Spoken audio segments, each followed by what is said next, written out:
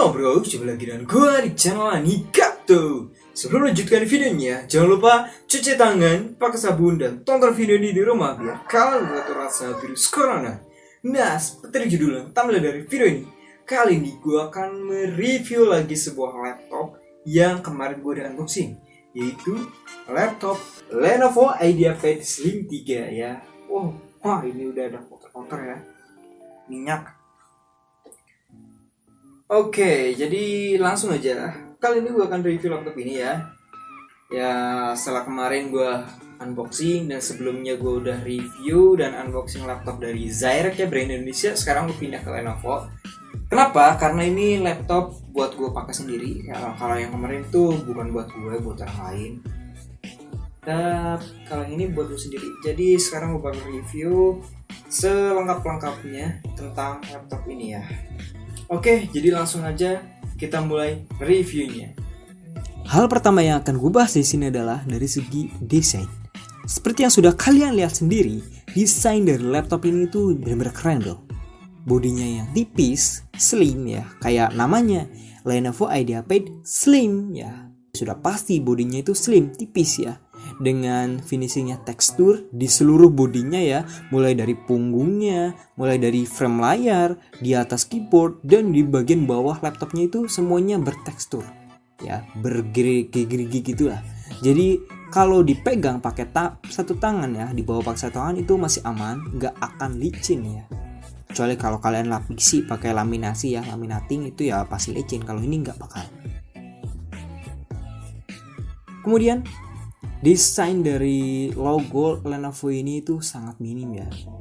Hanya ada di pojok kanan atas ya. Nggak kayak brand-brand lain dan nggak kayak yang sebelum-sebelumnya ya. Biasanya itu di tengah gede ya, atau di pojok juga agak gedean. Tapi kalau ini benar-benar kecil, minimalis ya. Benar-benar laptop kayak laptop bisnis ya. Kemudian engsel dari laptop ini itu benar-benar kokoh. Bener-bener kokoh, sangat kokoh. Sampai-sampai ini nggak bisa dibuka pakai satu tangan ya. Lihat, nggak bisa pakai satu tangan, harus pakai dua tangan, saking kokohnya ya. Tapi layar dari laptop ini tuh sanggup dibuka hingga 180 derajat, atau ya sejajar sama layar ya. Jadi buat kalian yang pengen sambil rebahan, tiduran, atau sambil berdiri itu enak ya buat bawa laptop ini ya. Untuk bagian bezel, laptop ini tuh udah narrow ya, udah kecil, udah tipis bezelnya. Tapi yang narrow bezel itu hanya di bagian kiri dan kanan ya. Untuk bagian atas ini cukup lebar karena ada webcamnya yang beresolusi 480 pixel. Dan bezel yang bawah itu bener-bener tebal bro, bener-bener lebar. Entah kenapa Lenovo mendesainnya seperti ini ya. Ini hampir 3 cm. Yang padahal ya kalau dia agak kecil sedikit ya mungkin dimensi dari laptop ini bakal lebih kecil lagi ya. Tapi entah kenapa lebar banget ya. Layar dari laptop ini berukuran 14 inci yang sudah beresolusi Full HD ya, atau 1080x1920 dan sudah memiliki fitur anti glare ya, atau anti mantul ya, anti mantul. Jadi kalau kalian ngaca di depan layar laptop ini, kalian nggak mungkin bisa ya, karena burem. Ya meskipun sudah menggunakan anti glare, layar dari laptop ini tuh masih menggunakan panel TN ya. Jadi kalau kalian lihat dari sudut pandang yang bukan pemilik laptop ini, bukan pemilik utama ya, itu warnanya bakal beda. Karena ini cuma satu arah. Kalau kalian lihatnya dari agak ke samping, itu bakal agak mengkuning. Kalau agak ke atas, itu bakal keungu-unguan ya, karena menggunakan panel TN. Dan kalau dipegang layarnya juga bakal membekas ya, berubah warna. Nggak kayak panel IPS. Kalau panel IPS yang kemarin punya Zyrex itu nggak ada bekasnya gitu loh. Dan layar ini sudah mampu menghasilkan kecerahan 220 nits ya. Jadi ini cukup terang walaupun di tempat yang terang ya, layarnya juga enak dibaca. Tapi kalau buat siang hari ini sangat nggak rekomendasikan ya, karena meskipun udah anti glare tapi nitsnya ini kurang tinggi, jadi agak susah untuk dibaca ya. Dan layar ini sudah bisa menghasilkan 45% NTSC color gamut ya.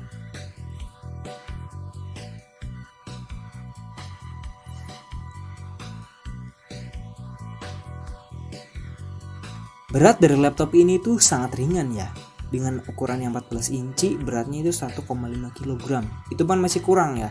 Dan kalau pakai charger itu 1,6 kg. Itu benar-benar ringan. Ya sangat beda jauh dengan laptop gaming punya gua yang ROG itu. Laptop ini sudah dibekali dengan prosesor dari AMD ya, yaitu AMD Athlon Silver 3050U generasi DALI dengan dual core 2 thread ya, ini dengan kecepatannya itu 2,3 GHz yang dapat meningkat hingga 3,2 GHz.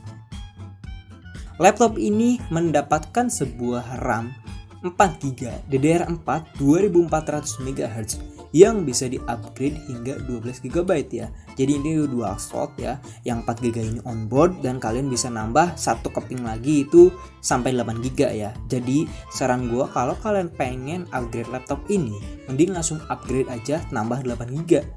Jadi biar performanya lebih kencang lagi, lebih mantap lagi ya. Jadi laptop ini itu menggunakan SSD ya dengan kapasitas 256GB M.2 NVMe ya. Jadi kecepatannya itu benar-benar tinggi. Untuk kecepatan bacanya itu sekitar 1,8 GB. Kemudian untuk kecepatan tulisnya juga 1,6 GB. Itu benar-benar kenceng ya. 3 sampai 4 kali lipatnya dari SSD SATA ya. Itu benar-benar mantep, harganya 4,5 juta udah dapat yang gituan. Keren sekali ya. Dari segi grafik ya, laptop ini menggunakan AMD Radeon RX Vega 2 yang mengusung 128 shader core yang bekerja di kecepatan 1,1 GHz ya. Untuk memori ya, memori VRAM-nya dari Radeon RX Vega 2 ini hanya 512 GB ketika baru beli ya. Ketika RAM-nya itu 4 GB, VRAM dari Vega-nya masih 512 GB. Tapi kalau kalian upgrade menjadi 8 GB atau menjadi 12 GB, VRAM dari RX Vega ini langsung nambah jadi 2 GB ya. Nggak bisa diatur dari ini BIOS ya. Meskipun yang versi-versi kakaknya yang pakai Ryzen 3 atau pakai AMD Athlon Gold itu bisa diatur ya di BIOSnya. Tapi untuk yang Athlon Silver ini nggak bisa. Tapi nggak apa-apa. Jadi mending saran gue langsung upgrade ke 12GB biar nanti 2GB itu untuk VRAM dan yang 8GB untuk RAM yang biasa ya dipakai untuk multitasking. Oke, di sini gue udah melakukan beberapa pengujian ya. Sudah gue uji menggunakan Cinebench R20 ya dengan mode best performance dan ini gue charge. Di sini mendapatkan hasilnya 580-an CB ya. Hasilnya cukup memukau ya dengan AMD Athlon Silver ya, dual core 2 thread, mendapatkan 580 CB, lumayan tinggi.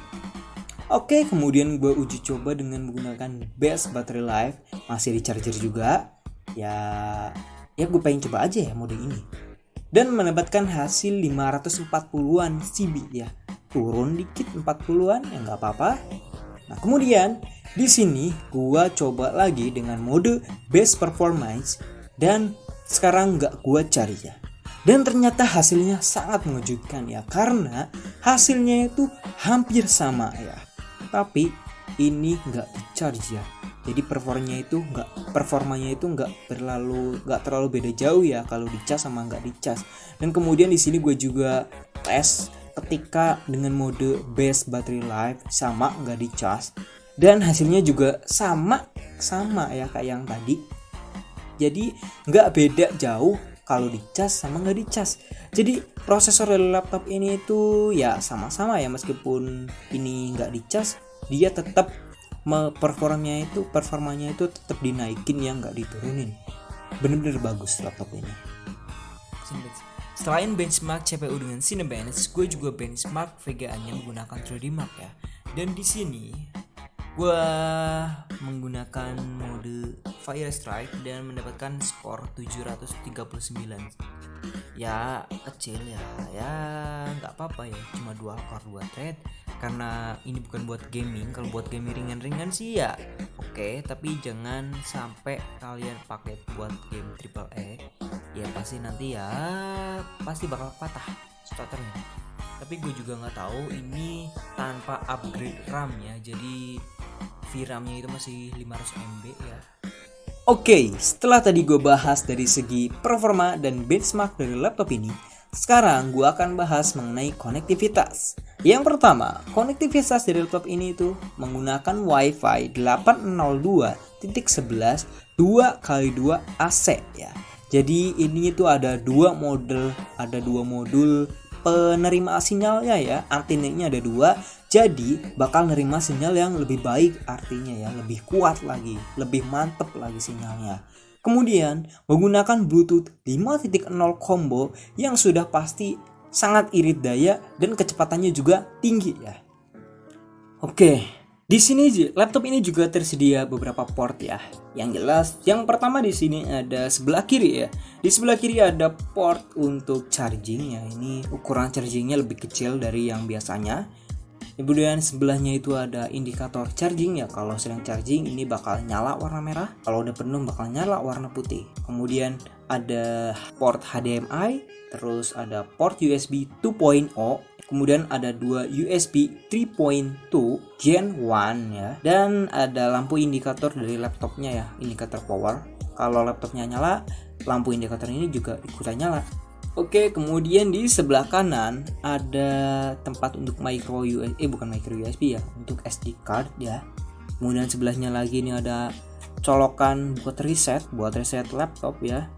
Dan yang terakhir ada jack audio combo ya. Oke, sekarang bagian audio ya. Laptop ini tuh menggunakan dua buah speaker kanan kiri stereo dengan kekuatan 1,5 watt ya, dengan teknologi Dolby Audio, dan sudah disertakan juga aplikasinya untuk mengatur suara yang dihasilkan. Untuk aplikasi Dolby Audionya, di sini ada 5 profil ya. Yang pertama ada profil movie ya, jadi suaranya lebih surround, lebih enak buat nonton film. Kemudian ada profil musik ya, ini buat musikan jadi vokalnya lebih jelas. Kemudian di sini untuk gaming ya, gaming bakal ada surround dan bassnya juga dinaikin, meskipun bassnya masih kecil-kecil juga sih, tapi ya lebih baik lah. Kemudian ada voice ya, kalau untuk voice ini benar-benar untuk meningkatkan suara ya. Jadi untuk musik, kalau buat musik ini kurang enak ya, jadi yang cuma kedengaran itu suara vokal, kalau suara musiknya itu enggak, soalnya ini benar-benar cempreng kalau pakai voice. Kemudian kalian juga bisa dipersonalisasikan sendiri ya, bisa atur-atur sendiri ya, bisa kalian edit sendiri ya.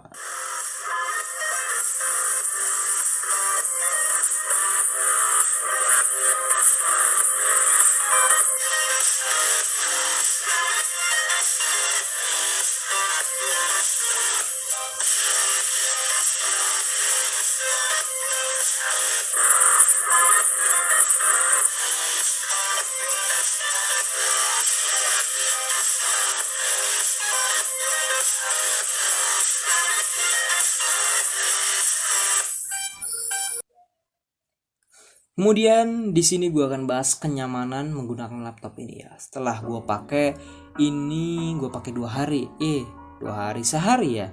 Karena kemarin gue unboxing tanggal 13, sekarang gue tanggal 13 review ya. Sambil pakai-pakai, ternyata laptop ini itu sangat nyaman ya. Karena gue udah kebiasaan pakai laptop gaming ya, gue pakai laptop ini benar-benar nyaman. Kenapa nyaman? Karena waktu charging dari laptop ini dari 10% hingga 100% itu sekitar 1,4 ya, sejam 45 menit ya, nggak sampai 2 jam. Ini benar-benar cepat.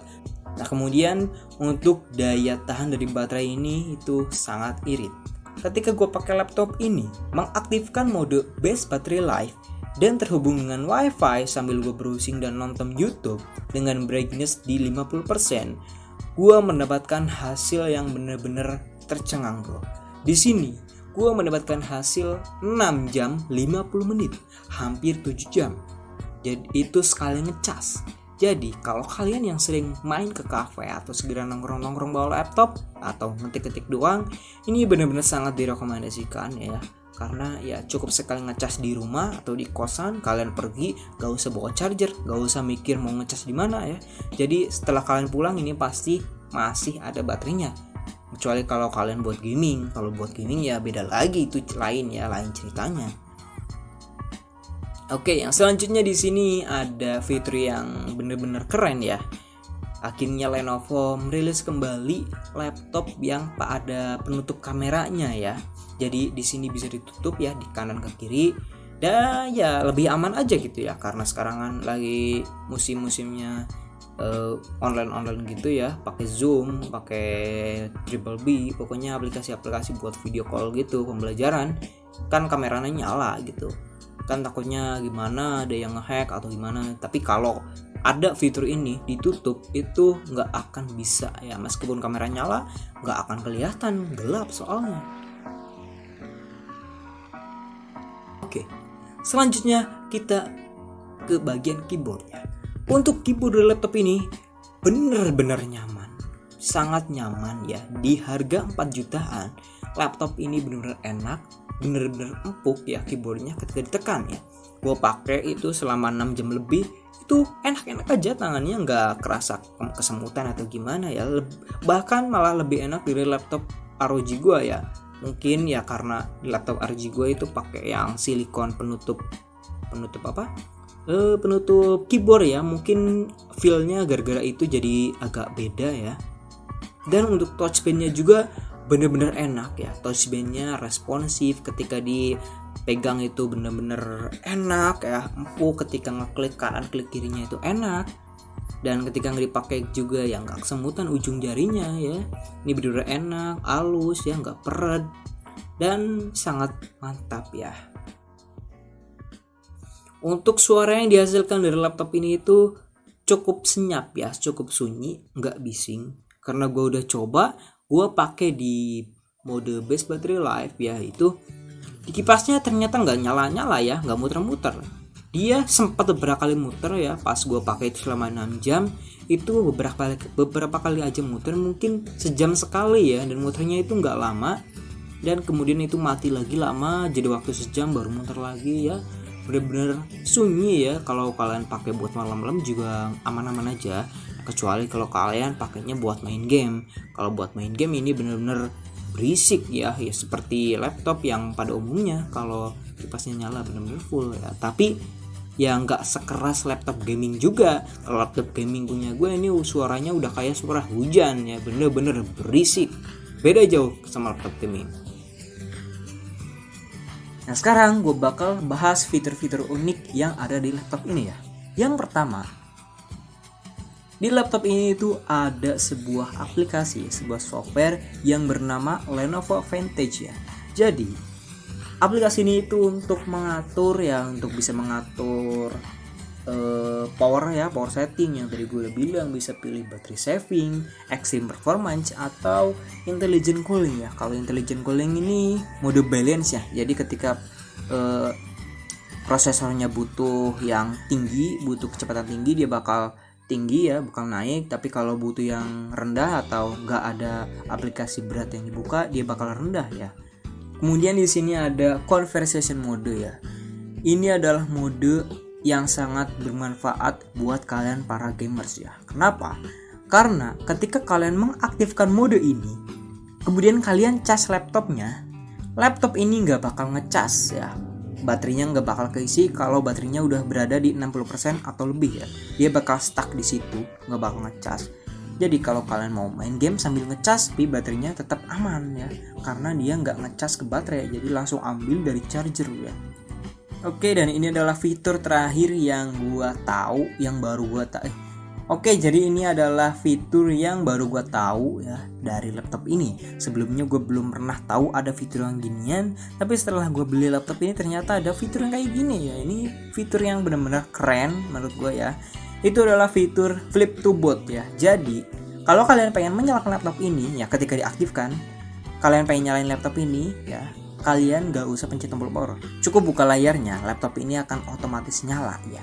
Jadi fitur ini itu benar-benar berguna ketika kalian dalam keadaan deadline ya, keadaan buru-buru mau nyalain laptop, jadi tinggal buka langsung nyala dia, bener-bener mantap. Jadi gak bakal makan waktu ya, dan udah pakai SSD juga, jadi butuhnya lebih cepat, lebih mantap lagi. Oke, setelah tadi gue udah bahas kelebihan dari laptop ini, sekarang gue bakal bahas kelemahan-kelemahan dari laptop ini ya. Yang pertama, kalian pasti sudah tahu apa itu kelemahannya. Yang tadi gue udah buat ya, udah gue sebutkan, yaitu engselnya yang terlalu kokoh ya. Jadi ini nggak bisa dibuka pakai satu tangan. Nggak apa-apa, masih bisa ditoleransi. Kemudian yang kedua, bodi dari laptop ini itu kerasa banget kopong ya. Ketika diketuk-ketuk itu kerasa banget kopongnya, apalagi di bagian touchpad. Nah, kalau touchpadnya dipakai sih emang enak, tapi kalau touchpadnya diketuk-ketuk itu kerasa banget kopongnya. Oke, kekurangan yang selanjutnya adalah pembuangan panas dari laptop ini itu mengarah ke layar ya, ke belakang. Itu sangat benar-benar ya kekurangan banget itu ya, karena kalau buat dipakai gaming kan panas, mengeluarkan hawa panas ya. Jadi itu mengena ke layar ya. Jadi mungkin inilah kenapa Lenovo ngasih bezel bawahnya itu tebel ya, biar panas dari pembuangannya itu nggak langsung kena ke layar ya. Mungkin karena hal itu, tapi gara-gara hal itu juga di sini agak kesumbat sedikit ya di pembuangannya, jadi nggak langsung pergi si angin panasnya, hawa panasnya. Yang selanjutnya di sini kalian nggak akan menemukan Kensington lock ya. Jadi laptop ini buat dipajang itu enggak ya. Kalau buat di mall-mall kan biasanya majang-majang laptop ya, pajang laptop ya. Gue nggak sarankan untuk pajang laptop ini ya bisa aja dicuri ya, tapi nggak mungkin ada dicuri juga sih ya, banyak orang punya CCTV juga. Kemudian kekurangan yang selanjutnya, layarnya masih menggunakan panel TN ya. Di sini laptop ini dia nggak ada port USB Type C ya, kalah banget sama yang Zyrek kemarin 2,8 udah dapat Type C, ini 4,6 nggak ada Type C. Nah bro, itu dia review dari laptop ini ya, Lenovo Slim 3 dengan prosesor AMD Athlon Silver 3050U, RAM 4GB, SSD 256GB NVMe, layarnya Full HD, masih TN, dan desainnya ini benar-benar keren ya. Ini punya gue itu karena bisnis black ya, dengan harga 4,6 juta. Menurut gue ini sangat worth it ya. Kalau kalian pengen beli juga silahkan klik linknya di bawah, di deskripsi ada. Nah, untuk kodenya sendiri bisa juga kok pakai kode yang kemarin yang di video Zyrek ya. Itu sama aja kodenya. Kalau misalnya kalian udah pakai kode itu ya nggak bisa pakai lagi ya. Tapi kalau kalian belum pakai, kalian masih bisa pakai lagi, sekali lagi. Cuma sekali ya. Jadi sampai jumpa di next video. Bye bye. Salam arigato. Sebelum mulai videonya, jangan lupa klik subscribe dan aktifkan loncengnya biar nggak ketinggalan video-video terbaru dari Arigato.